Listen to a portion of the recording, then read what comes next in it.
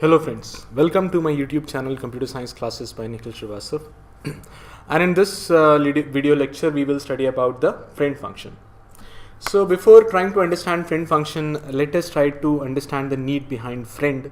So in general, suppose you have a family and there are some close family members like your mothers, your father, the brothers, sisters. They all form a unit. But there are also some friends of the family which can come inside the family and they can meet the family members. So this is the case with my object oriented programming in C++ also. Like I have a class, and inside a class, suppose I have a private variable. And suppose the variable is, say, suppose x. I have one private variable. So what does private variable means? Private variable means that it is only accessible from within the class. I cannot access a private variable from outside the class. See, if I make an object of my class, say suppose m1, then I cannot write something like this, m1.x. I cannot do it. Because why? Because x is private to the class. But this private variable cannot be accessed from outside the class. But there is one provision, that is the provision of friend function. So friend function of a class have this, friend functions of a class are allowed to access the private members of a class. So how do we declare friend functions, and how do we create friend functions? All this we will see in this video lecture. So before studying friend function, I will just try to first of all present it, and let us look at some point of friend functions. So friend functions are not member functions of a class to which it is a friend. Okay, and friend functions are declared inside the class using the friend keyword, and they are defined outside the class. Friend function can access any member of a class to which it is a friend. So let me do one thing. Suppose this is my class. What is the name of my class? My class. So over here I will create a function. Suppose the name of the function is function1. But now this function is not an ordinary function. It is a friend function. You see, if you go to this presentation over here, then what I have written, friend functions are declared inside the class using the friend keyword. So whenever you want to make a function as the friend function, you in its declaration you write the keyword, that is the friend keyword. So over here I have written the friend keyword. So over here my function, that is function1, this is the friend function.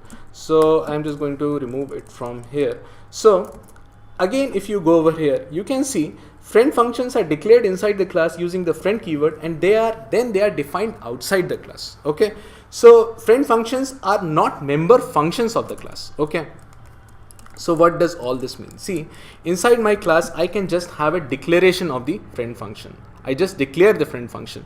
Then I need to define the friend function somewhere outside the class. So how am I going to define the friend function outside the class? This is what I'm going to tell you. So if you want to define the friend function outside the class, then what is the return type of this function? It is void. And what is the name of the function? It is function1. So first of all, over here, this is a friend function. Okay, function1, it is a friend function. So let us go point by point.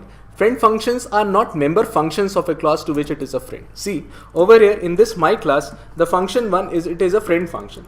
This friend function does not belong to my class. It does not belong to my class. See, I cannot write something like this.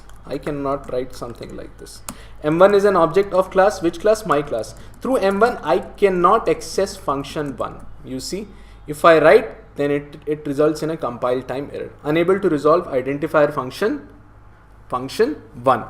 Because function1 does not belongs to the class, we cannot access function1 through the object of the class.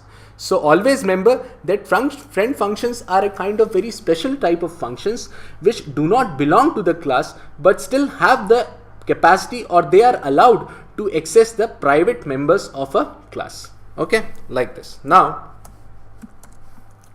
what I do is that Suppose this function, this friend function, takes an argument of my class. Suppose m, my class.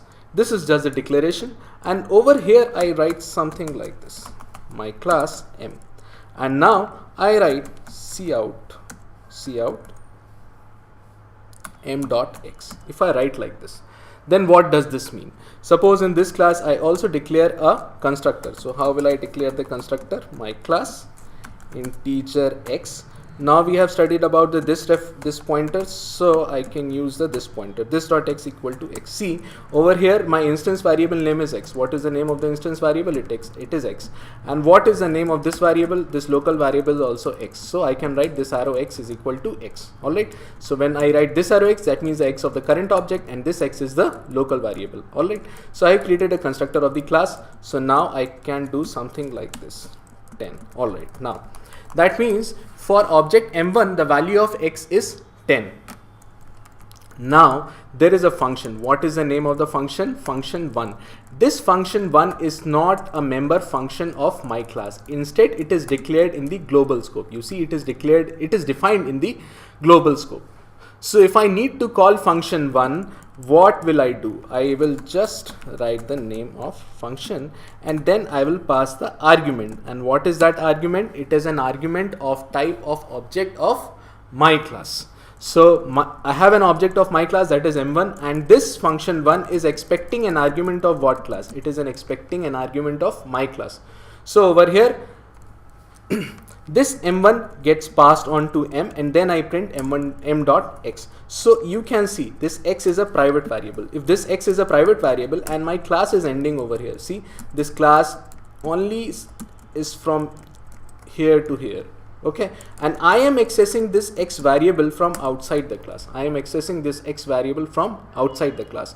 If x is a private variable, then generally it is not allowed, but friend function can do this. Okay, like if there is some family friend, then he can come inside your family and he can, have some personal interactions with the members of the family. Similarly, the friend function can access the private variables of a class, private members of a class. All right.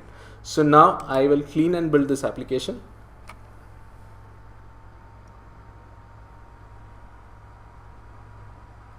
Build successful. And then once I go to, I will just run this application. So let us see what is output. CC 10, it is coming out. So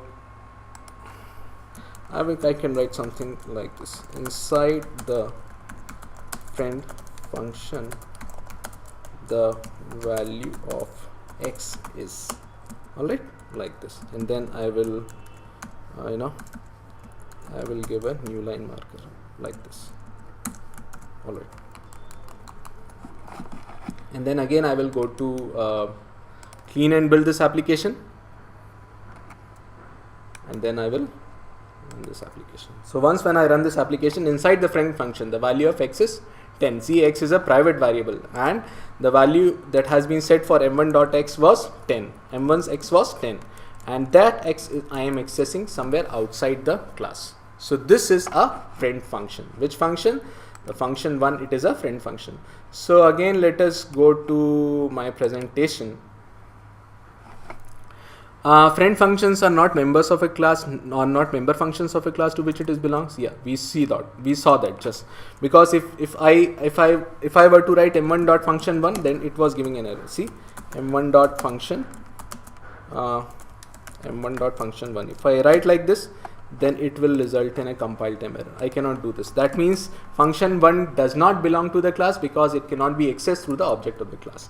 Friend functions are declared inside the class. Yes, I declared my friend functions inside the class. How I declared my friend function inside the class? I did it like this, and then I defined my friend function in the global scope outside the class. Okay, like this.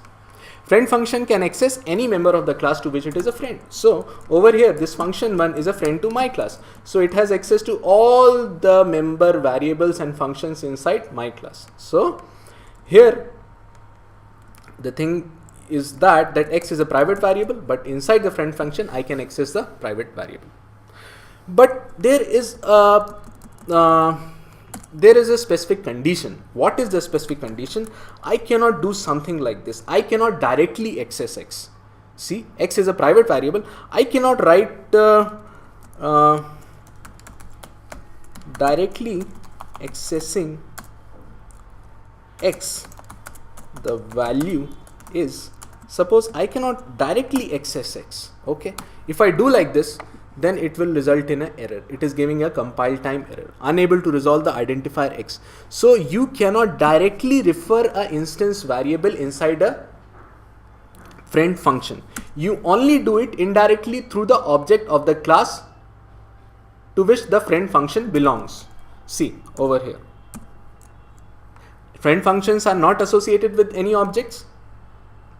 And then if you see the last point, friend functions access the members of a class to the object of the class. So if I want to access this private variable x, I cannot directly access. I cannot write cout as we saw. I cannot write like this. If I want to access x, then I have to write something like this. I have to access it through the object of my class. See, friend function belongs to my class. It is a friend of my class. Then if I want to access the private variables of my class, then I need to have an object of my class. And what is in this case the object of my class, my dear friends? It is m. So these are friend functions. So in the next video also we will study about friend functions. We will create a friend functions that will belong to two classes, and that will then access the private members of both the classes. So we will see it in the next lecture. So if you like my video lectures, then please subscribe to my channel, and please do tell your friends, please do share these videos amongst your friends, and please do comment and like about my videos. Thank you so much for watching my videos. Thank you.